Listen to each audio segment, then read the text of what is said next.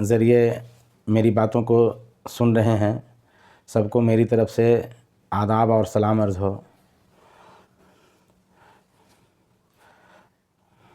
Sir, मैं ये जानना चाह रहा हूँ कि सबसे ज़्यादा शिक्षक साथी पूछ रहे हैं कि जनाब अब्दुल बाकी अंसारी साहब सीधे सुप्रीम कोर्ट चले गए, तो सुप्रीम कोर्ट सीधे जाने का क्या कारण है? देखिए मोहतरम, ये सवाल बहुत ही अहम है। ग़ालिबन हम इस्तिज़ा में बहुत किस्म की कन्फ्यूज़न पैदा है और एक पूरा सिंडिकेट काम कर रहा है कि इस मामले को ज़्यादा से ज़्यादा तूल दिया जाए। और एक मक़ूला जो मैं बार बार बोलता हूँ कि लोग आपदा को अवसर में बदलना चाहते हैं। हमारे मामले में एकदम सीधा सुप्रीम कोर्ट ही क्यों?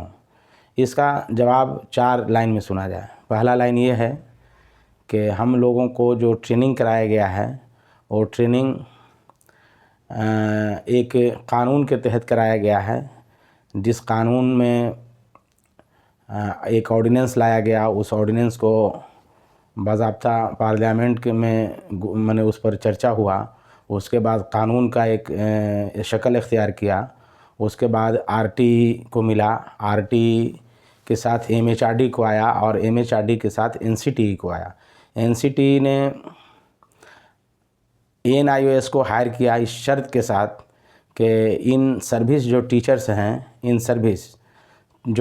हैं, इनकी ट्रेनिंग आप मुकर्ररा वक्त से पहले करा दें। मुकर्ररा वक्त ये ज़ाब्ता क्या था कि 31 मार्च 2019 डेडलाइन दिया गया था, तो इस डेडलाइन से पहले इनकी ट्रेनिंग करा दें और सारा चीज़ कंप्लीट कर दें एवं रिज़ल्ट तक के पब्लिश करा दें।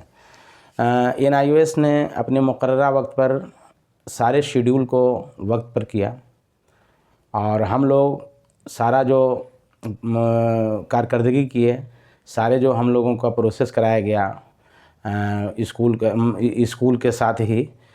आपको याद होगा कि शनिचर के बाद इतवार जो छुट्टियों का दिन होता था या आम दिनों में जो छुट्टियों का दिन होता था, उसमें भी हम लोग ट्रेनिंग, छुट्टियों के दिन में भी हम लोगों ने क्लास किया। सब चीज़ शेड्यूल के मुताबिक चला। एनआईओएस ने भी अपने शेड्यूल के मुताबिक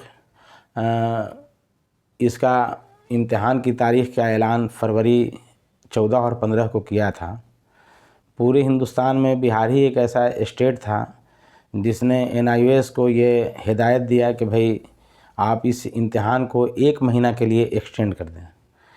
15 और 16 तारीख को इम्तिहान कराने का इनका एक पॉलिसी था और ये पॉलिसी उसी वक्त से चल रहा था कि इन टीचरों को हमारे चक्रव्यूह में फंसाना है।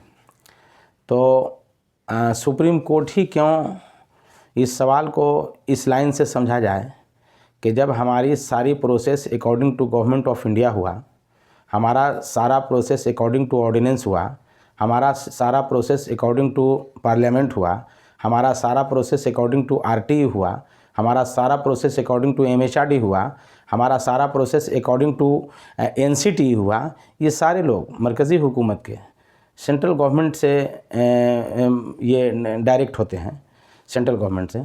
तो हमारा मामला तो मैं जहाँ तक समझता हूँ कि अब रियासती नहीं है, ये सारा मामला सेंट्रलाइज्ड है, ठीक है।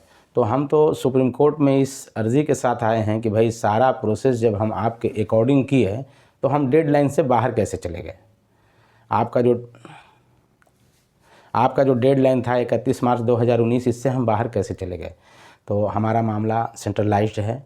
यहाँ से जब मामला हमारा निपटेगा कि हम डेडलाइन से बाहर कैसे चले गए, सरकार को हम खींचेंगे। बिहार गवर्नमेंट इस पर अपना जो मौक़िफ़ है वो रखेगी और इस पर हम देखते हैं कि क्या होगा।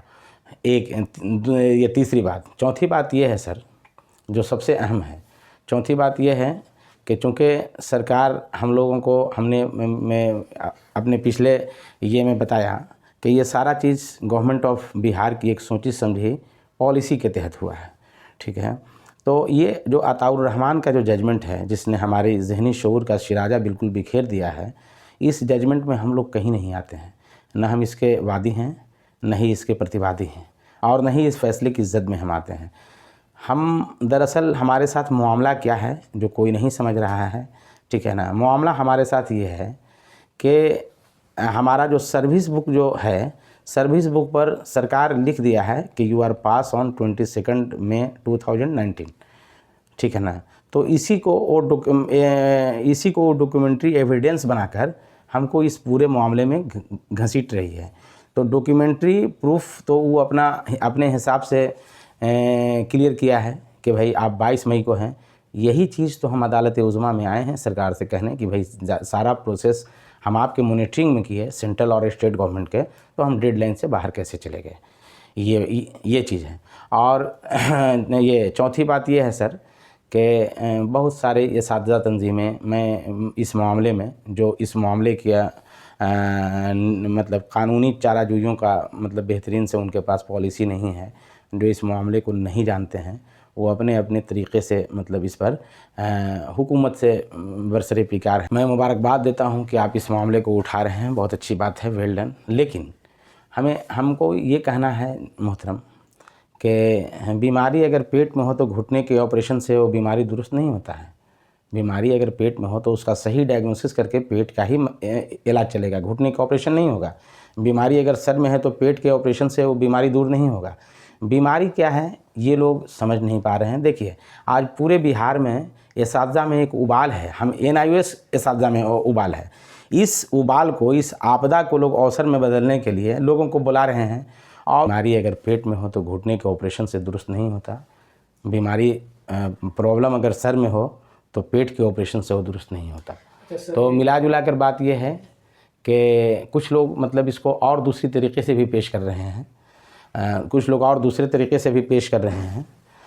मैं उन बातों को नोटिस नहीं लेता हूं और मैं अपने मिशन पर बिल्कुल ये रहता हूं। कुछ लोग कह रहे हैं इसको अपने तरीके से पेश कर रहे हैं कि सीधे सुप्रीम कोर्ट क्यों, अगर हार गए तो। भाई अगर बेहतरीन कोई आपके पास फ़लसफ़ा है हारने का कि मतलब इस मुद्दे पर हम